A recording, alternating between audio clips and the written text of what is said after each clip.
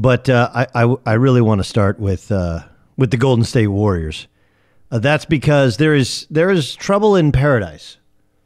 And look, there's also things run their course, right?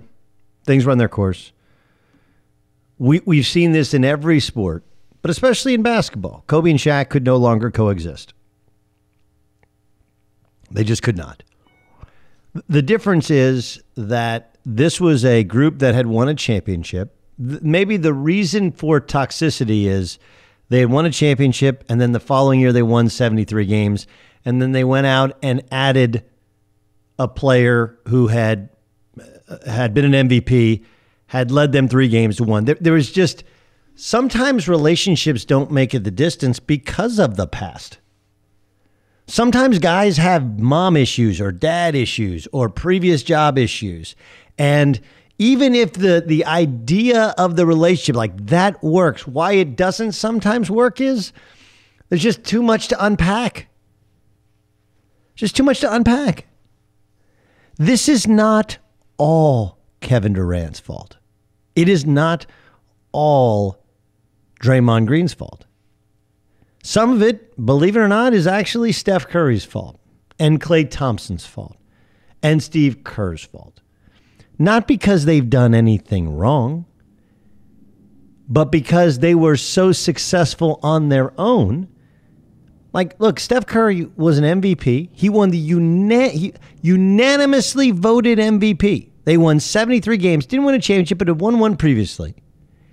He has been the most beloved professional athlete in American sports at times over the last half decade. The most beloved. Are there haters out there? Sure. But generally, we watch Odell Beckham Jr. warm up some. We watch Steph Curry warm up 82 times plus the playoffs in the preseason. From his wife to his adorable daughter, now I know he has 2 kids, to his parents back when he was like, this dude is a beloved dude. And he opened up his locker room to a guy who used to be a rival. Who does that? Steph Curry. Like, I actually think he's the real deal as a star and as a human being. That said, he's just as responsible. Because you had to know that if you go out and get Kevin Durant, he's played a different style. He's been wired differently, comes from a different background, a different part of the country. And, oh yeah, by the way, he was brought in by Draymond Green, who even Draymond's ideals run counter to many of the things that Steph believes in. They all believe in winning. They all know each other's value, but there is so much to unpack. So much. A team that played with pure joy and shared the ball and celebrated others' success brings in a guy who he's not the ISO Joe Johnson. He doesn't even demand the ball and have the usage rate of a James Harden or LeBron James. But he had played in a system where one of 2 guys got it every time they needed a bucket, and that was just the way it was. And then you factor in Kevin Durant, who, this is just my belief. I think he's partially scarred by not winning with the Thunder. That made him think, listen, if I just go and win, no, there's nothing anyone can't say about me. If I just go and play defense and win and I'm better than LeBron James at the same position in the NBA Finals, then no one can say anything about me. And then they have. And he can't take it. And some of it is the past. Some of it is the present. Some of it is even the media is insistent. Whose team is it? Like, I've never walked into a locker room and be like, whose team? Oh, it's Jimmy's team. Jimmy, you're Jimmy's team. But as well as Steph Curry seems to handle it, as well as Klay Thompson seems to handle it, as well as Steve Kerr seems to handle it, Kevin Durant hasn't handled it. I mean, burner accounts and going at guys on social media. What are you doing? You're an NBA superstar. You're an NBA superstar. Here's Kevin Durant last night after their win over the Hawks, in which Draymond Green was suspended for the game. Hey, Kevin, have you and Draymond been able to hash anything out? Nah. Do you see that happening anytime soon? I'm sure it will. We got a long season ahead. Did he cross the line with anything last night that was said? I'm going to keep that in-house. That's what we do here. I know you guys got a job to do, but I'm not trying to give nobody no headlines. What happened. We're trying to move on, just trying to play basketball. If you were trying to move on, you would have had a conversation about it. Anyone who's ever been in a relationship knows when you stop talking, the relationship ceases to exist. Right? You stop talking with your boss, you're probably going to be looking for a different job. If you stop talking with somebody else, you have your own business and you own it with a buddy, you guys stop talking to each other. Like, I can't even talk to them. And of course, in relationships, if you can't sit down and have honest, frank conversations and just be people, then the relationship ceases to exist. And, oh yeah, by the way, Draymond kind of unpacked a lot of baggage all at once.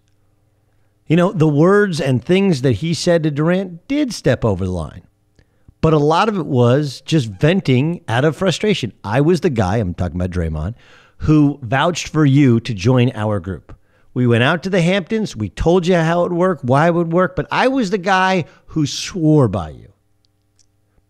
This is like when a guy screws up at work and you were the one who he put down as a reference, right?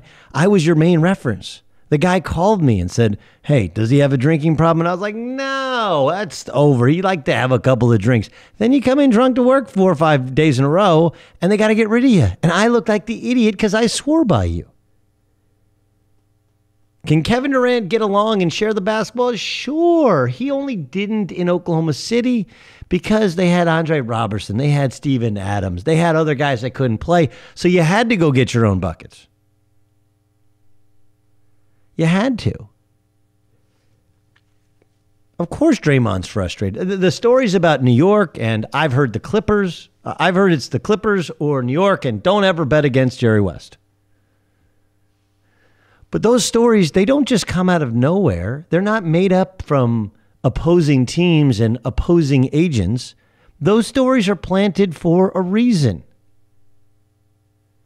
And Draymond's point probably is like, look, dude, we're not idiots. We know when people get these stories, where they get stories from. We came and recruited you. And you can't just, even for the sake of the season, can't say like, hey, I'm staying here forever. All right, sure, at the end of the year, you may change your mind, be a hypocrite. But that's the way the game is played. Instead, you leave it open to interpretation. You're going to keep your options open. And now we have to answer these questions everywhere we go. I don't blame Draymond for being upset.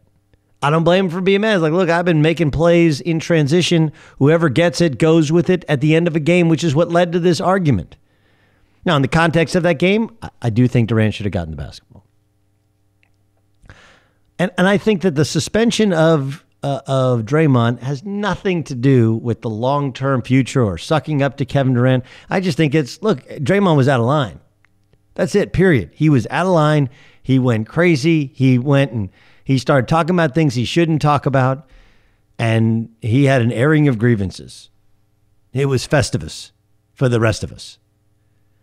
But that wasn't the time and definitely not the place, especially if you guys are close friends. Hash it out in private when no one else is around, or close the door and have Steve Kerr join you. But